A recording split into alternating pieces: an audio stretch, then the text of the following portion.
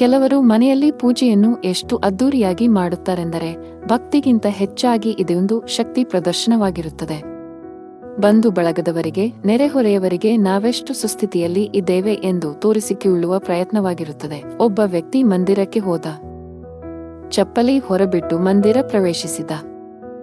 ದೇವರ ಮುಂದೆ ಕಣ್ಣು ಮುಚ್ಚಿ ನಿಂತು ಪ್ರಣಾಮವನ್ನೇನೋ ಮಾಡಿದ.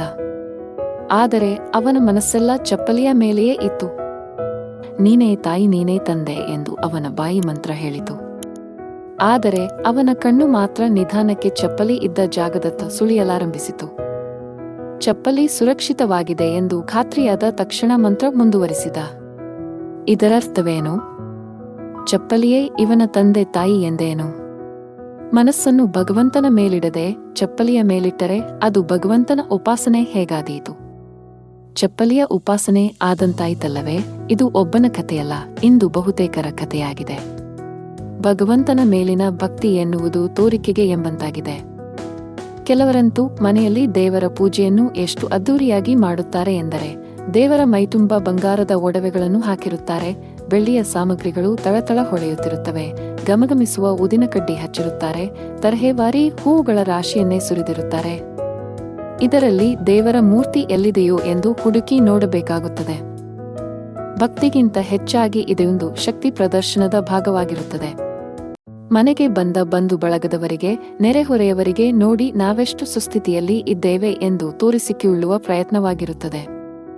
ಪೂಜೆಗೆ ಬಂದವರು ಕೂಡ ದೇವರಿಗಿಂತ ಹೆಚ್ಚಾಗಿ ಈ ಐಶ್ವರ್ಯಾದಿಗಳತ್ತಲೇ ಹೆಚ್ಚು ಗಮನ ಹರಿಸುತ್ತಾರೆ.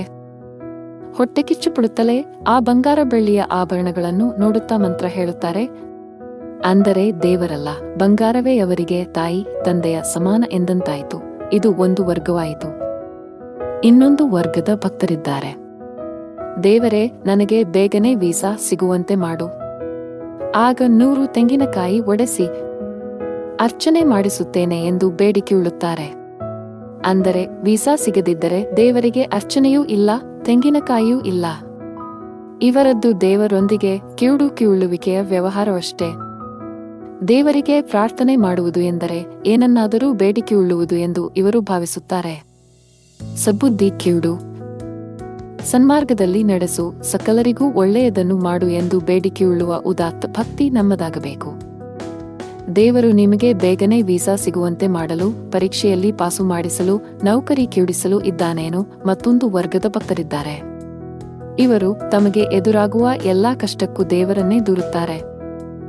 ದೇವರು ನನಗೆ ಕಷ್ಟಕ್ಕಿಯುಟ್ಟ, ದೇವರು ನನ್ನ ಜೀವನದೊಂದಿಗೆ ಆಟ ಆಡುತ್ತಿದ್ದಾನೆ ಎಂದು ಬಿಡುತ್ತಾರೆ. ಏನು?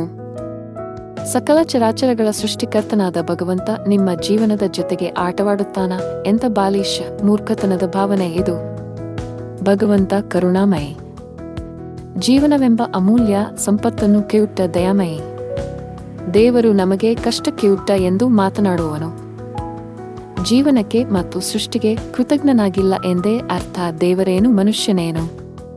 ಇನ್ನೊಬ್ಬರ ಜೀವನ ಜೊತೆ ಆಟವಾಡಲು? ಹಾಗಿದ್ದರೆ ಭಕ್ತಿ ಎಂದರೆ ಏನು ಎನ್ನುವ ಪ್ರಶ್ನೆ ಈಗ ಉದ್ಭವವಾಗುವುದು ಸಹಜ. ಜೀವನವನ್ನು ಸಂಭ್ರಮಿಸುವುದು, ಸೃಷ್ಟಿಕರ್ತನಿಗೆ ಕೃತಜ್ಞನಾಗಿರುವುದು, ಆತನ ಸೃಷ್ಟಿಯನ್ನು ಗೌರವಿಸುವುದು, ದೇವರಿಗೆ 1000 ಬಾರಿ ನಮಿಸಿ, ದೇವರ ನಾಮವನ್ನು 1000 ಬಾರಿ ಜಪಿಸಿ, ಇನ್ನೊಬ್ಬರನ್ನು ಕಂಡು ಸಂಕಟಪಟ್ಟರೆ, ದ್ವೇಷ ಸಾಧಿಸಿದರೆ, ನೋವು ಕಿವುಟ್ಟರೆ ಏನುಪಯೋಗ?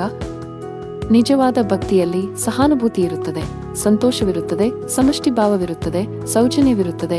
ನಿಮಗೆ ಕಷ್ಟಗಳು ಎದುರಾದಾಗ ನನಗೆ ಕಷ್ಟಗಳನ್ನು ಎದುರಿಸುವ ಶಕ್ತಿ ಕಿವುಡಪ್ಪ ತಂದೆ ಎಂದು ವಿನಂತಿಸಬೇಕೇ ಹೊರತು ಕಷ್ಟಗಳನ್ನು ನೀನೇ ಪರಿಹರಿಸಬೇಕು ಎಂದು ತಾಕೀತು ಮಾಡುವುದಲ್ಲ.